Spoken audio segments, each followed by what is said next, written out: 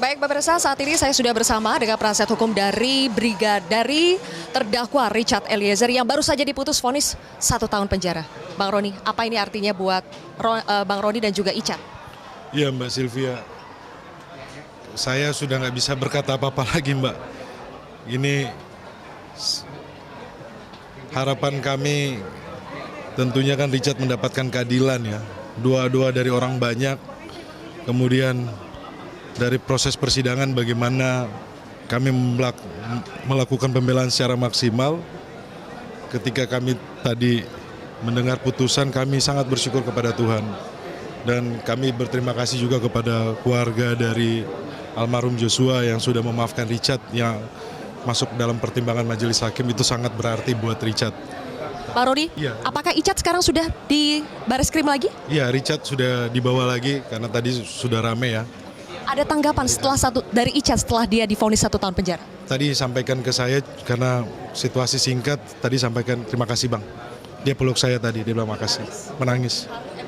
Menangis. Saya lihat juga Bang Roni sangat emosional, sangat menangis, kemudian langsung memeluk semua tim yang ada. Apa yang terasa ketika hakim akhirnya memvonis 1 tahun Icat? Ya, ini adalah berkat dukungan dari teman-teman satu tim dan juga dukungan dari para ahli yang sudah kita hadirkan secara pro bono. Ini merupakan kerjasama tim dan juga kami berterima kasih atas dukungan publik yang sangat luas untuk Richard Eliezer. Putusan pengadilan ini merupakan kemenangan untuk orang kecil, kalau saya bilang seperti itu. Tadi ada beberapa pertimbangan yang masuk ya, Bang Roni. Ada JC akhirnya dikabulkan, kemudian juga amicus curiae. Ternyata efek dari amicus curiae terasa begitu besar dalam kasus Icat? Betul. Kami berterima kasih juga buat Aliansi Akademisi Indonesia, kemudian beberapa NGO, SCGR, mungkin dari Ikatan Alumni dari Trisakti, dari Atmajaya Jakarta, terus ada dari kantor pengacara yang tadi saya dengar, yang kami tidak tahu dari mana mereka, tapi mereka ketika mengirimkan amicus curiae ini dan masuk dalam pertimbangan majelis hakim, kami sangat berterima kasih. Ini merupakan dukungan sangat berarti buat Richard. Ke depan untuk JC ke depan, kejujuran yang dinilai begitunya oleh hakim saat ini. Apakah ini bisa menjadi role model, apakah ini bisa menjadi teladan untuk JC-JC berikutnya? Betul Mbak Sylvia, ini akan menjadi titik di mana seseorang yang akan menjadi JC bukan lagi dipinggirkan, bukan lagi dimusuhi, bukan lagi ditakuti, tetapi negara memberikan reward. Kalau kita lihat dalam putusan tadi majelis hakim, pertimbangannya terkait dengan JC menggunakan SEMA, kami berterima kasih ada SEMA.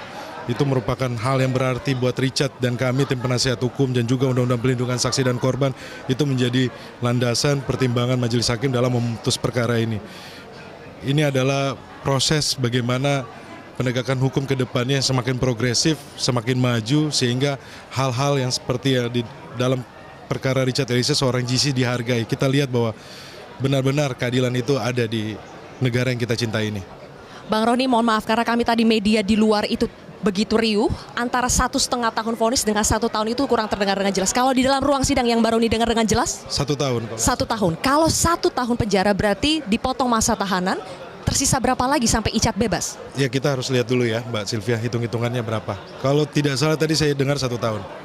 Nanti kita lihat nanti keputusan. Berarti itu pun tinggal berapa bulan lagi ya Icat ditahan? Ya kita lihat nanti apakah jaksa akan melakukan upaya hukum atau tidak. Kami juga terima kasih kepada jaksa penuntut umum yang sudah melakukan tugasnya dengan baik.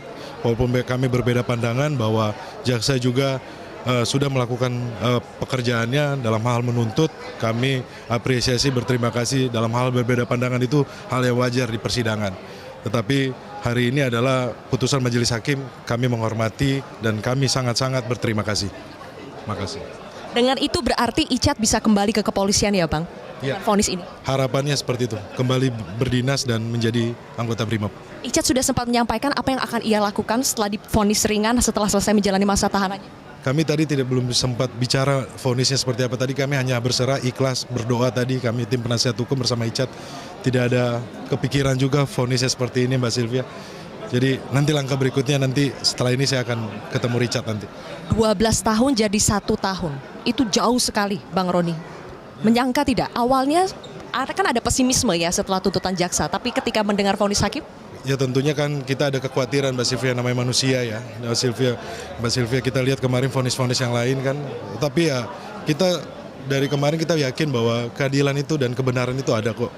Dan itu membuat kami tadi sebelum persidangan kami melakukan doa bersama, saling menguatkan bahwa keadilan itu ada. Jadi kita optimis. Dan tadi kita dengar ya bersama bahwa putusan majelis hakim itu mewakili rasa keadilan dan mewakili dua orang banyak.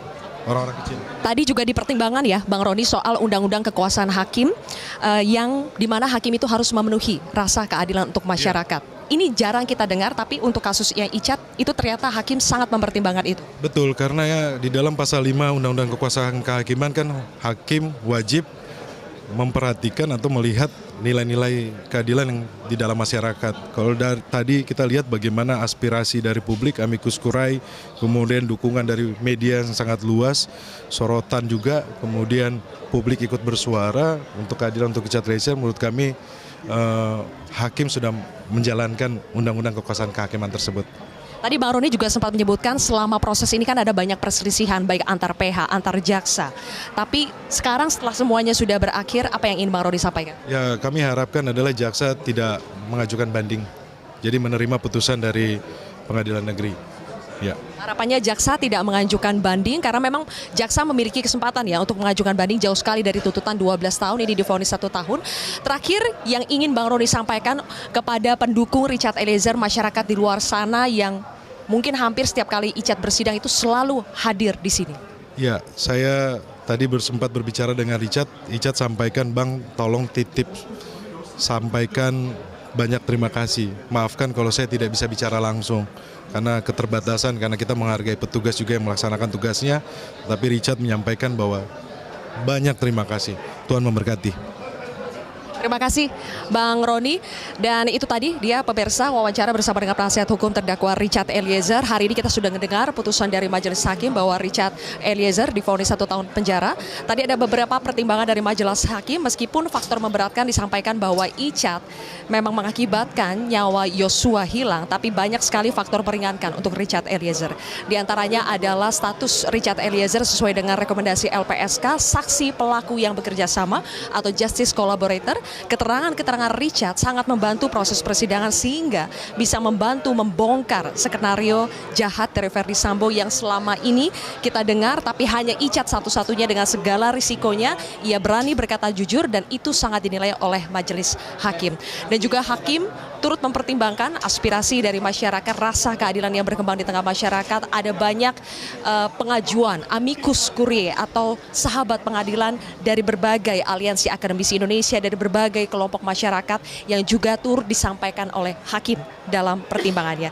Kami tadi sebetulnya menunggu momen untuk bisa berinteraksi, mewawancarai langsung Richard Eliezer, tetapi karena situasi yang tidak memungkinkan di pengadilan negeri sini, karena begitu riuh sekali bagaimana di sini pengunjung sidang, kemudian juga aparat, kami dijaga dengan ketat sehingga media tidak bisa melakukan wawancara langsung dengan Richard Eliezer. Tapi tampaknya hasil hari ini sangat membahagiakan buat terdakwa Richard Eliezer dan juga tim penasihat hukum dari Richard Eliezer yang kurang lebih selama 4-5 bulan ini berjuang dalam proses persidangan. Dan bagi tim Richard Eliezer ini adalah akhir yang manis, dan tadi harapannya adalah semoga jaksa penuntut umum tidak menyampaikan banding atas putusan vonis yang telah dijatuhkan hakim. Kembali ke studio.